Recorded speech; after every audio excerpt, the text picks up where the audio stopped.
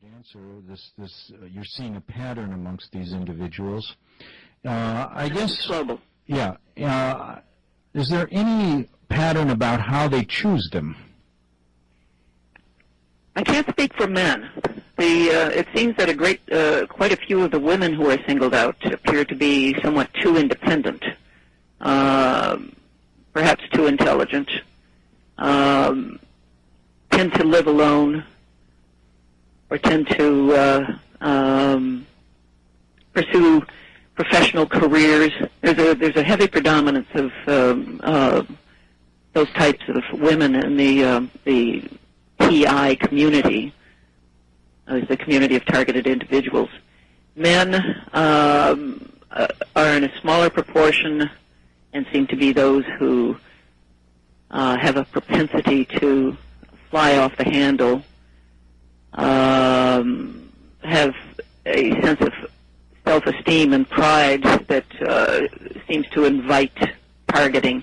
And I did mention also a curious predominance of a certain lack of religion amongst TIs as opposed to a certain predominance of a particular religion amongst those who are participating in these operations. Now, you mentioned this was a global problem. Have you communicated with people from across the Atlantic regarding what's going on in other countries? Yes, is it similar to here? It's virtually identical. When I was running the electronic surveillance project, I was in extensive correspondence with people overseas, and the patterns were the same. The nature of the gang stalking and the harassment were the same. Now, when you're talking about specific numbers, I know you've been following this for years and years and years. Is there any way that you can give our listeners a kind of an idea of how widespread this problem is in terms of numbers in our country and compared to maybe overseas? Well, I would say that the persons who have realized what's going on are just a drop in the bucket. The persons whom I have seen being targeted are completely unaware of what's happening. So those who are complaining of this are, as I said, a tip of the iceberg. I would say this is probably very, very widespread, but I can't, under the circumstances, come up with any figures. Many thousands, no doubt, are involved, but I would say that the bulk of those are running to their doctors and taking totally unnecessary prescription drugs to cure ailments that, in fact, don't exist. I guess that you have to ask this question, even though it's very difficult to answer, and you mentioned, you said it earlier, but I really have to ask it because it's on my mind, and I know it's always in the back of everyone's mind when they think of this problem. Why? What is the major outside of just the pure experimentation, I'm interested, for example, let's say they have targeted 100 people in Oklahoma. What are they, first of all, why are they doing it? Is it for basically a blanket statement controlling the population? And what do they do with this information once they get it? I don't think they do anything with the information once they get it other than to establish a harassment protocol which will follow that targeted individual for the rest of his or her life. Why are they doing it? I see a number of reasons.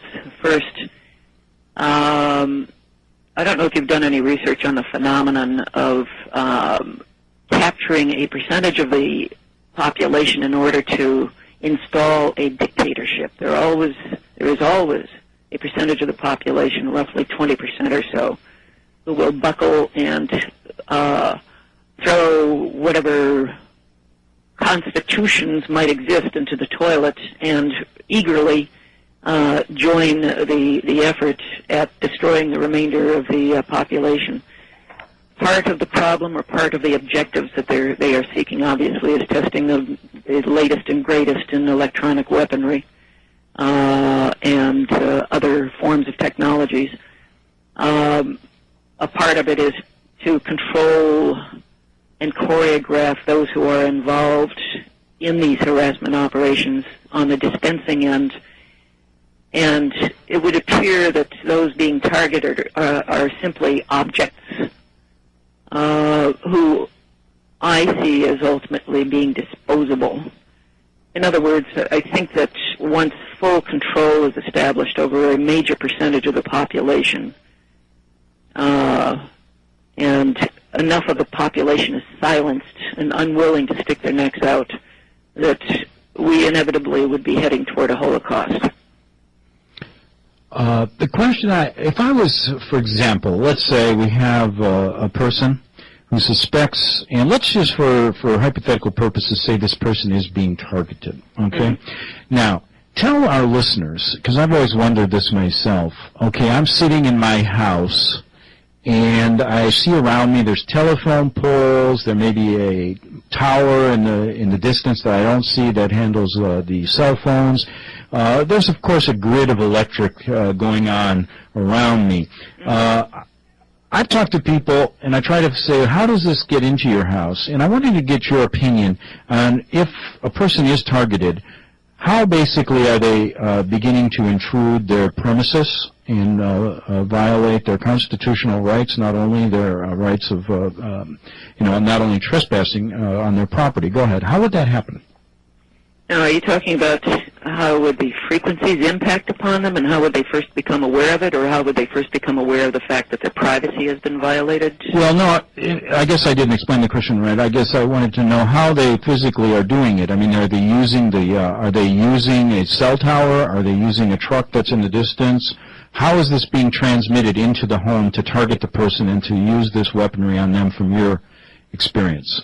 Well, first of all, in order to target a person, you have to be able to see that person. And while they may not be able to, they may, on entering the house, have implanted miniature cameras, miniature microphones, as a means of further monitoring the person, but that is not necessarily the means by which they home in on a person. There are plenty of technologies that allow for the imaging of a person who might be sitting in a chair, as you mentioned you might be. Using infrared imagery techniques, for example, they can capture your image by monitoring the concentration of heat emanating from your body using certain acoustical frequencies. They can detect mass. And using sophisticated computer software, they can convert those images to likenesses on computers, which conceivably could be used in a software program that would be connected to an electronic weapons system. And in that context, I should point out that while devices draw on the existing power grid, and while yes, indeed, they do involve microwave towers. Sounds like you've got a commercial coming on. Yeah, we do. And thank you for making my job easier. We'll be back in 3 minutes on the Investigative Journal. I've put this in the top 3 of my stories.